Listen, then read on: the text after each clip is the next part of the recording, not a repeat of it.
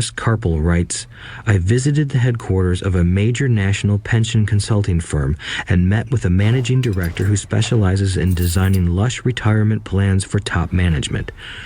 When I asked her what people who don't have corner offices will be able to expect in the way of pension income, she said with a confident smile, the silver bullet. What, I asked, is the silver bullet?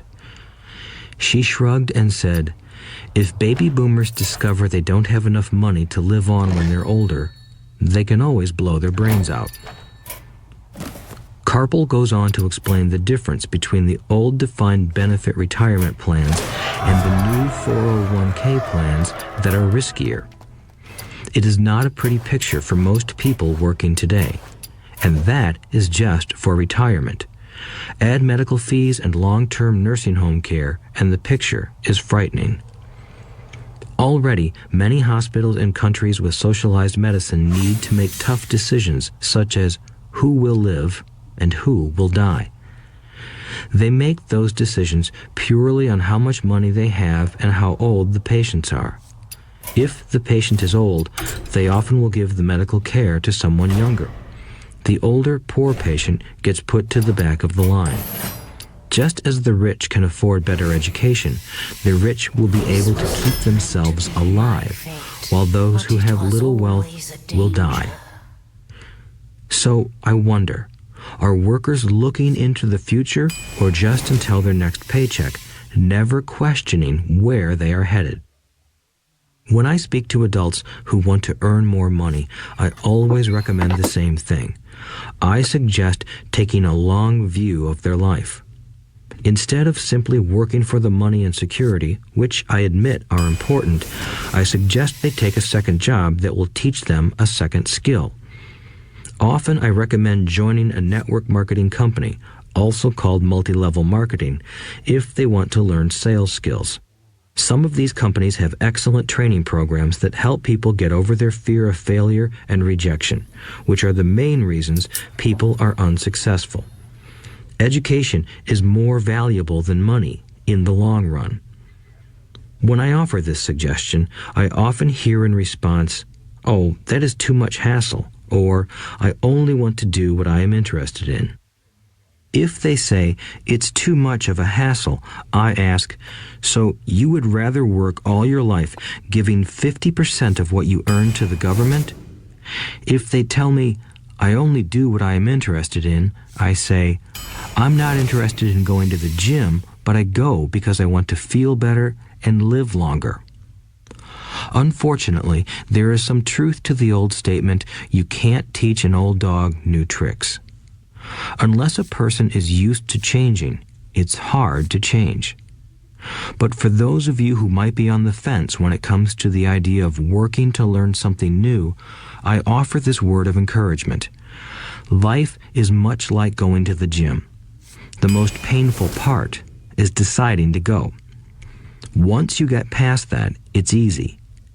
There have been many days I have dreaded going to the gym, but once I am there and in motion, it is a pleasure. After the workout is over, I am always glad I talked myself into going.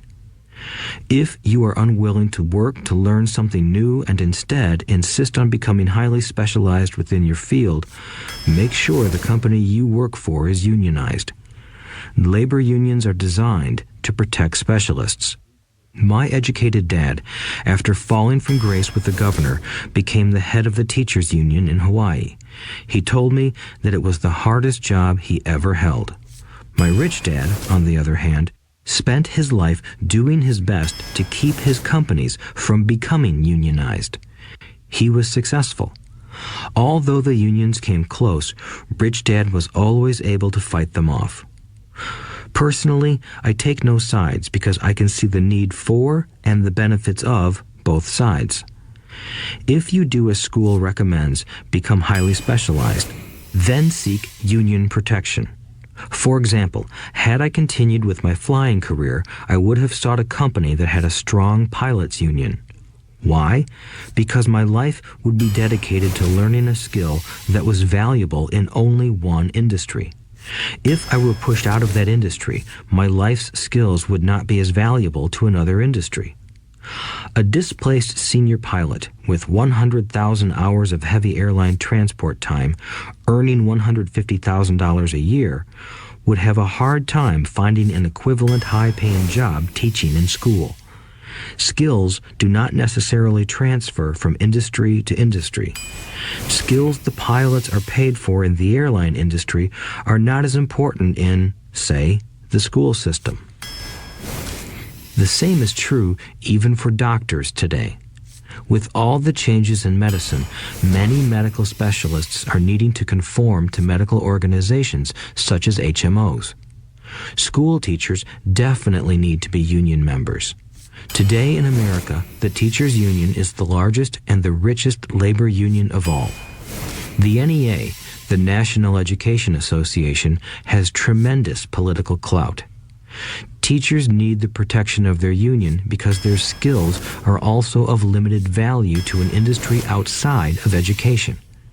So the rule of thumb is highly specialized, then unionize. It's the smart thing to do.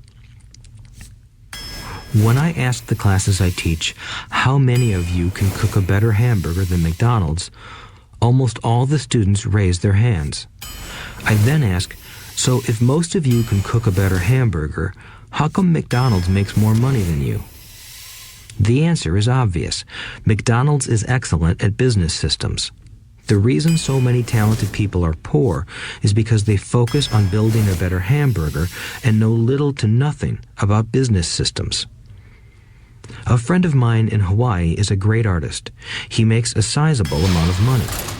One day, his mother's attorney called to tell him that she had left him $35,000. That is what was left of her estate after the attorney and the government took their shares. Immediately, he saw an opportunity to increase his business by using some of this money to advertise. 2 months later, his first 4-color full-page ad appeared in an expensive magazine that targeted the very rich. The ad ran for 3 months. He received no replies from the ad, and all of his inheritance is now gone. He now wants to sue the magazine for misrepresentation. This is a common case of someone who can build a beautiful hamburger but knows little about business. When I asked him what he learned, his only reply was, "Advertising salespeople are crooks."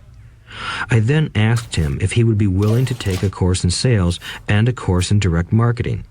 His reply, "I don't have the time, and I don't want to waste my money." The world is filled with talented poor people. All too often, they're poor or struggle financially or earn less than they are capable of, not because of what they know, but because of what they do not know. They focus on perfecting their skills at building a better hamburger rather than the skills of selling and delivering the hamburger. Maybe McDonald's does not make the best hamburger, but they are the best at selling and delivering a basic average burger. Poor Dad wanted me to specialize. That was his view on how to be paid more. Even after being told by the governor of Hawaii that he could no longer work in state government, my educated dad continued to encourage me to get specialized. Educated Dad then took up the cause of the teachers' union, campaigning for further protection and benefits for these highly skilled and educated professionals. We argued often, but I know he never agreed that over-specialization is what caused the need for union protection.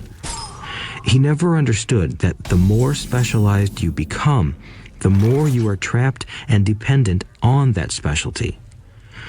Rich Dad advised that Mike and I groom ourselves. Many corporations do the same thing. They find a young, bright student just out of business school and begin grooming that person to someday take over the company. So these bright young employees do not specialize in one department. They are moved from department to department to learn all the aspects of business systems. The rich often groom their children or the children of others. By doing so, their children gain an overall knowledge of the operations of the business and how the various departments interrelate. For the World War II generation, it was considered bad to skip from company to company. Today, it is considered smart. Since people will skip from company to company rather than seek greater specialization in skills, why not seek to learn more than to earn? In the short term, it may earn you less, but it will pay dividends in the long term. The main management skills needed for success are 1. Management of cash flow, 2. Management of systems, 3. Management of people. The most important specialized skills are sales and marketing. The ability to sell, to communicate to another human being, be it a customer, employee, boss, spouse, or child, is the base skill of personal success. Communication skills, such as writing, speaking, and negotiating, are crucial to a life of success. These are skills I work on constantly, attending courses or buying educational resources to expand my knowledge. As I have mentioned, my educated dad worked harder and harder the more competent he became. He also became more trapped the more specialized he got. Although his salary went up, his choices diminished. Soon after he was locked out of government work, he found out how vulnerable he really was professionally. It is like professional athletes who suddenly are injured or are too old to play. Their once high-paying position is gone, and they have limited skills to fall back on. I think that is why my educated dad sided so much with the unions after that. He realized how much a union would have benefited him. Rich Dad encouraged Mike and me to know a little about a lot. He encouraged us to work with people smarter than we were and to bring smart people together to work as a team. Today, it would be called a synergy of professional specialties. Today, I meet ex-school teachers earning hundreds of thousands of dollars a year. They earn that much because they have specialized skills in their field as well as other skills. They can teach as well as sell and market. I know of no other skills to be more important than selling and marketing. The skills of selling and marketing are difficult for most people, primarily due to their fear of rejection. The better you are at communicating, negotiating, and handling your fear of rejection, the easier life is. Just as I advised that newspaper writer who wanted to become a best-selling author, I advise anyone else today. Being technically specialized has its strengths as well as its weaknesses. I have friends who are geniuses, but they cannot communicate effectively with other human beings, and, as a result, their earnings are pitiful. I advise them to just spend a year learning to sell. Even if they earn nothing, their communication skills will improve, and that is priceless. In addition to being good learners, sellers, and marketers, we need to be good teachers as well as good students. To be truly rich, we need to be able to give as well as to receive. In cases of financial or professional struggle, there is often a lack of giving and receiving. I know many people who are poor because they are neither good students nor good teachers. Both of my dads were generous men. Both made it a practice to give first. Teaching was one of their ways of giving. The more they gave, the more they received. One glaring difference was in the giving of money. My rich dad gave lots of money away. He gave to his church, to charities, and to his foundation. He knew that to receive money, you had to give money. Giving money is the secret to most great wealthy families. That is why there are organizations like the Rockefeller Foundation and the Ford Foundation. These are